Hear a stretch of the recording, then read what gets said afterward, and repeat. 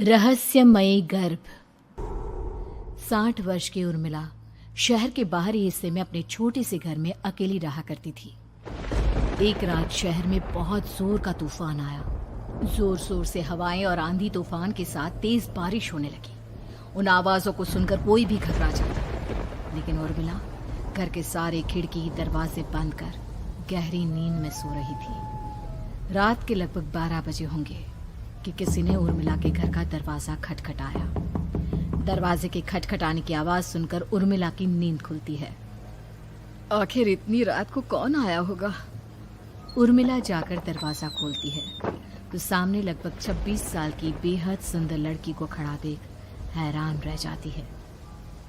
कौन हो बेटा, और इतनी रात को इतने भयंकर तूफान में कहाँ भटक रही हो? चाची, आपने मुझे पहचाना नहीं? मैं आपकी दूर की रिश्तेदार शालिनी। अरे हाँ, बचपन में तुझे देखा था। इतनी जवान हो गई है, कैसे पहचान में आती। लेकिन तू यहाँ क्या कर रही है, और वो भी ऐसी अंधेरी तूफान भरी रात में? उर्मिला की बात सुनते ही शालिनी की आंखों से आंसू बहने लगे। वो फूट फूट कर रोने लगी। ये देखकर उर्मिला को कुछ समझ में नहीं आया और उसने शालिनी का हाथ पकड़कर घर के अंदर आने के लिए कहा। जैसे ही शालिनी घर के अंदर रोशनी में आई, उर्मिला की नजर उसके पेट की तरफ गई, जिसे देखकर ये साफ पता चल रहा था कि वो प्रेग्नेंट है। अरे, तू तो पेट से है। ऐसी हालत में इतने भयंकर तूफान में आधी रात को बाहर भटक रही है। आखिर बात क्या है बेटा, मुझे सब कुछ साफ साफ बता। क्या बताऊं चाची, ये सब जिसकी वजह से हुआ है उसके बारे में बताने में भी मुझे शर्म आती है। मैंने घर वालों की मर्जी के खिलाफ जाकर एक लड़के से शादी कर ली थी, पर वो शादी के 1 महीने बाद ही मुझे छोड़कर चला गया। छोड़कर चला गया का क्या मतलब? क्या उसके साथ कोई हादसा हो गया? नहीं, उसे कोई दूसरी लड़की पसंद आ गई और मेरी प्रेगनेंसी की खबर सुनते ही उसने मुझे बेसहारा छोड़ दिया। उसके बाद मैं अपने घर गई, लेकिन माँ पापा ने मुझे घर में कदम तक नहीं रखने दिया। तभी मुझे आपकी याद आई। कोई बात नहीं, कोई बात नहीं, तुमने यहाँ आकर अच्छा ही किया। एक काम करो, तुम आराम करो। वैसे भी ऐसी हालत में इतना घूमना फिरना और इस तरह आधी रात को बाहर भटकना ठीक नहीं होता। प्रेग्नेंट औरत को आधी रात को घर से बाहर नहीं निकलना चाहिए। बुरी आत्माएं उस पर अपना असर दिखा सकती है। और इतना कहकर उर्मिला ने शालिनी को एक दूसरे कमरे में जाकर आराम करने के लिए कहा। लेकिन जैसे ही शालिनी अपने कमरे में जाने लगी, अचानक से उर्मिला ने उसे रोक लिया। एक बात बताओ बेटा, तुम्हारा कौन सा महीना चल रहा है? पेट देखकर तो लगता है कि लगभग 6 महीने पूरे हो गए होंगे। उर्मिला की बात सुनकर शालिनी के होठों पर मुस्कुराहट आ गई। चाची जी, अभी सिर्फ 1 ही महीना हुआ है। शालिनी की बात सुन उर्मिला दंग रह गई। उसे समझ में नहीं आ रहा था कि प्रेगनेंसी के पहले ही महीने में शालिनी की हालत ऐसी क्यों थी। लेकिन फिर उसने बात को नजरअंदाज कर शालिनी को आराम करने के लिए कहा और खुद भी कमरे में जाकर सो गई। अभी कुछ ही घंटे बीते थे कि अचानक से एक बच्चे के बड़े ही अजीबोगरीब बेढंगे तरीके से रोने की आवाजें उर्मिला के घर में गूंजने लगी। उन आवाजों को सुनकर उर्मिला की नींद फिर से खुलती है। ये अचानक बच्चे के रोने की आवाज कहां से आने लगी? उसने उठकर चारों तरफ देखा, पर वहां उसे कोई नजर नहीं आया। उर्मिला घबराते हुए शालिनी के कमरे में गई तो वहां उसे कमरे की दीवार पर एक बेहद खौफनाक साया नजर आया, जिसे देखकर उर्मिला बुरी तरह से घबरा गई। आखिर ये सब क्या हो रहा है? शालिनी, शालिनी उठो! उसने जोर जोर से आवाज देकर शालिनी को जगाने की कोशिश की, लेकिन ऐसा लग रहा था जैसे उसकी आवाज शालिनी तक पहुंच ही नहीं रही थी। कमरे की दीवार पर एक बहुत बड़ा और बेहद डरावने दिखने वाले इंसान का साया और एक बच्चे के अजीबोगरीब ढंग से रोने और चीखने की आवाजें अब उर्मिला को ज्यादा डराने लगी थी। उर्मिला को शालिनी की चिंता सताने लगी और उसने पूरी ताकत के साथ चीखकर शालिनी को आवाज लगाई, शालिनी!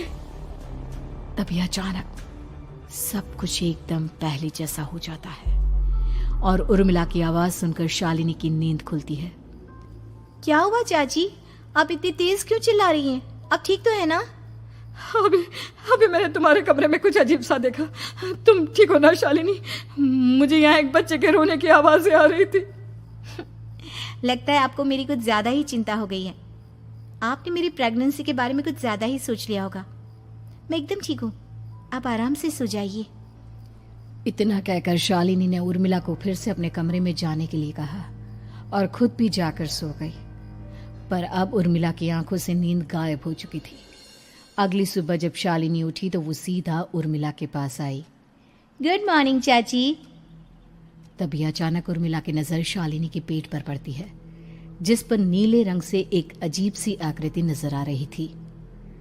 शालिनी, ये तुम्हारे पेट को क्या हुआ? मैंने इतनी औरतों को देखा है, ऐसा तो किसी के साथ नहीं होता।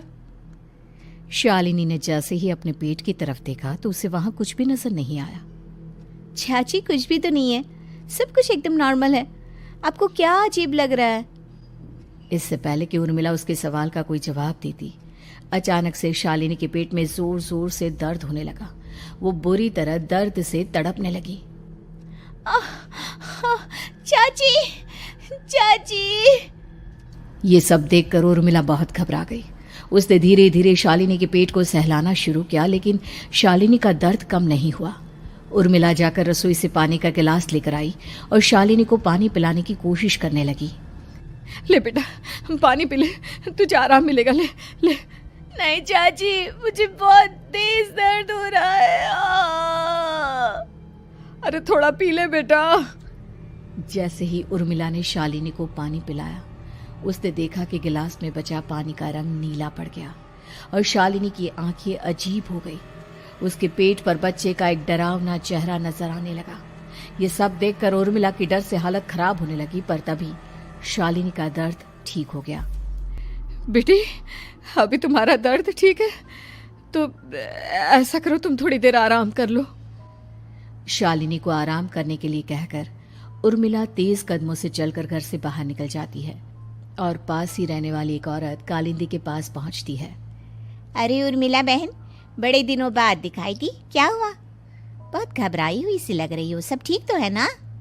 क्या बताओ कालिंदी बहन, मेरी एक दूर की रिश्तेदार आई हुई है। वो पेट से है और उसके साथ ना अजीब अजीब चीजें हो रही है। अब उर्मिला सारी बात कालिंदी को बताती है, जिसे सुनने के बाद काले जादू और तंत्र विद्या की माहिर कालिंदी एक ताबीज बनाकर उसे देती है। बहन, मुझे शालिनी पर किसी बुरी आत्मा का साया लगता है। ये ताबीज ले जाओ, आज रात को 12 बजे उसे पहना देना, फिर सब ठीक हो जाएगा।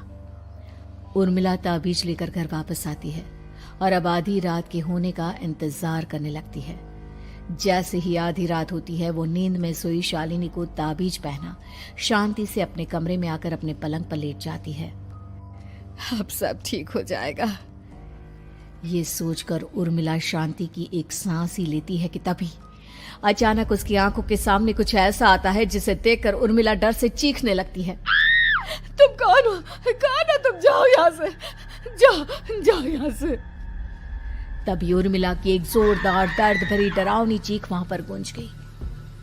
उर्मिला की आंखों के सामने एक बच्चा खड़ा हुआ था, जिसका पूरा शरीर किसी बूढ़े की तरह नजर आता था, लेकिन मुंह किसी नवजात बच्चे की तरह था।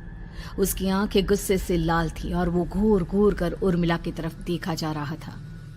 कौन हो तुम? कौन हो?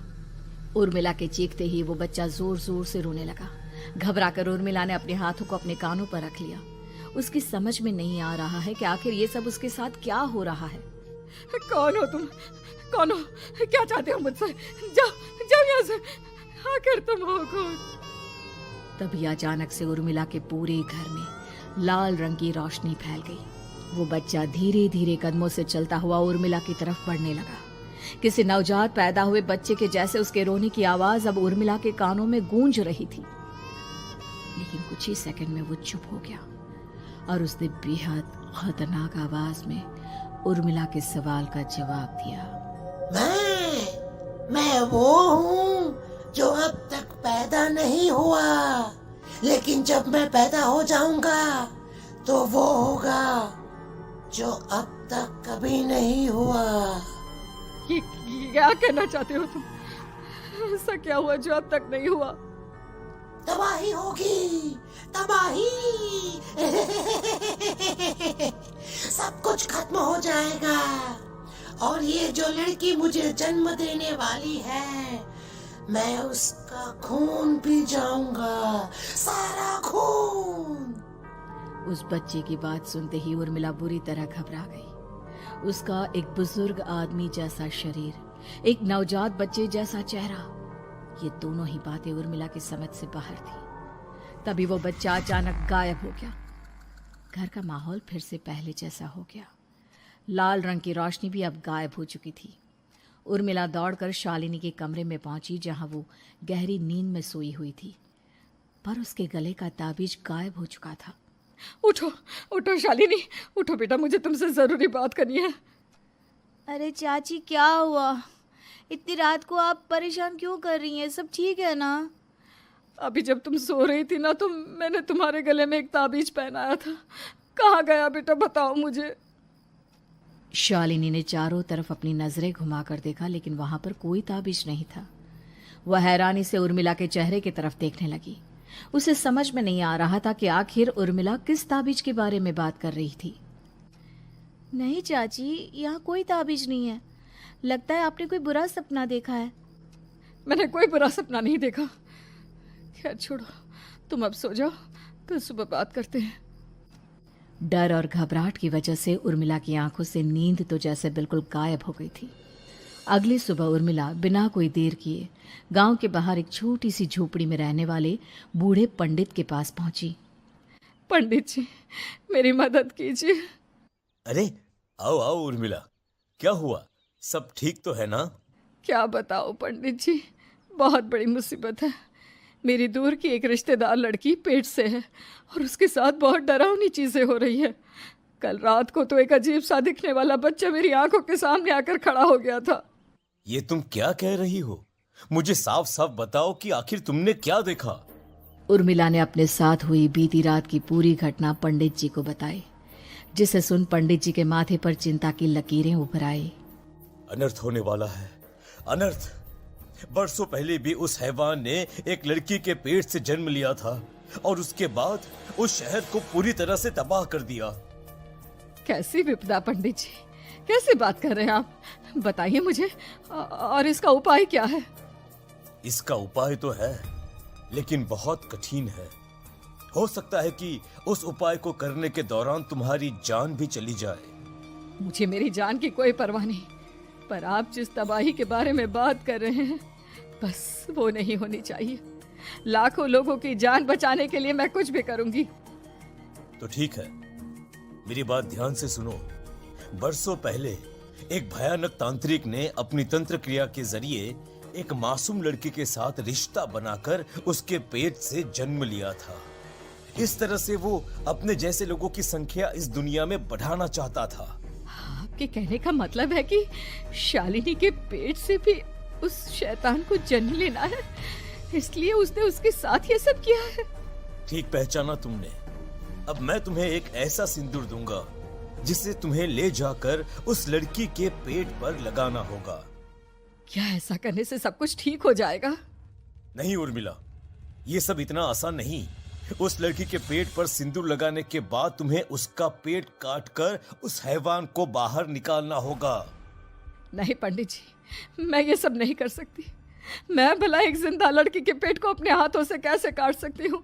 अगर तुमने ऐसा नहीं किया तो कुछ ही दिनों में वो हैवान उस लड़की के शरीर से जन्म लेगा और उसके शरीर के सारे खून को पीकर अपनी ताकत को बढ़ाएगा। उसके बाद वो धीरे धीरे इस पूरे शहर को तबाह कर देगा। यहाँ पर कोई जिंदा नहीं बचेगा। लेकिन अगर मैं उसके पेट को काट दूंगी तो क्या वो जिंदा बच पाएगी?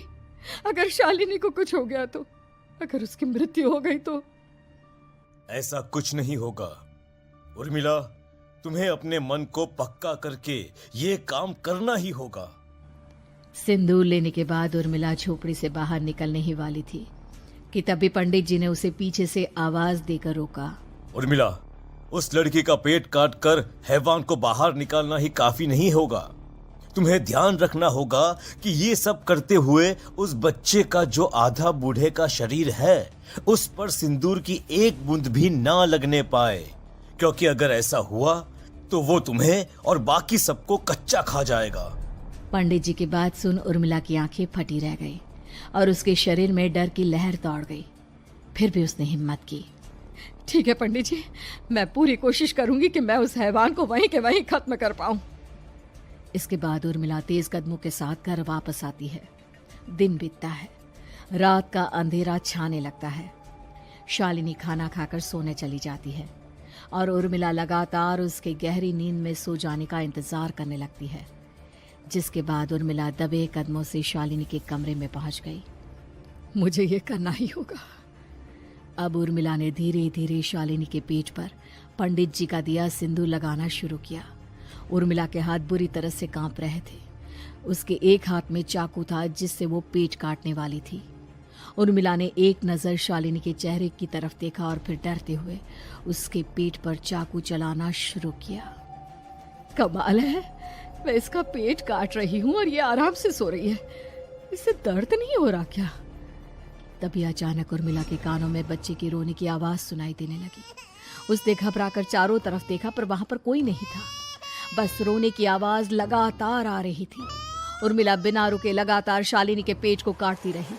उसे इस बात का भी ध्यान रखना था कि सिंदूर बच्चे के बूढ़े आदमी वाली शरीर के हिस्से पर ना लगे।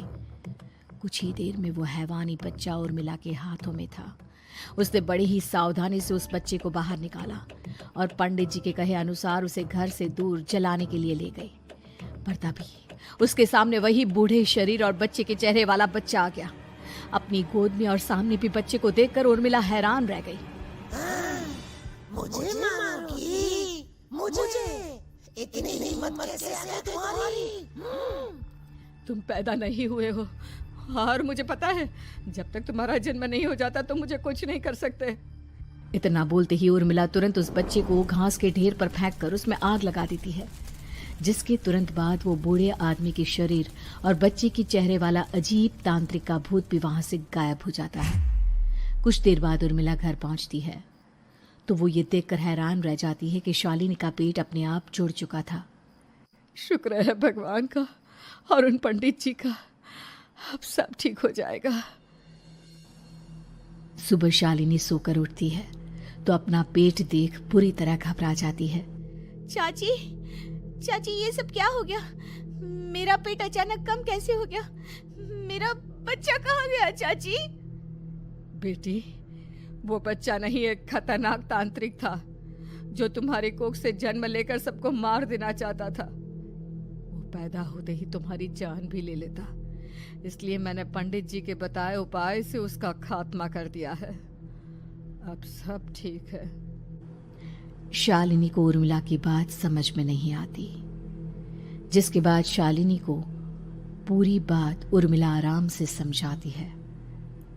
अब वो दोनों ही भगवान का शुक्र अदा करती हैं और एक साथ रहने